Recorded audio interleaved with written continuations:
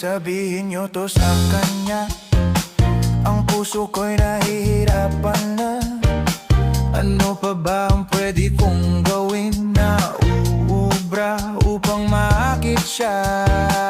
Palagay kaya ako ng tato, magpatubo ng balbas sa nguso, magpalaki ng muscle sa braso, magpadagdag ng puwet kay belo.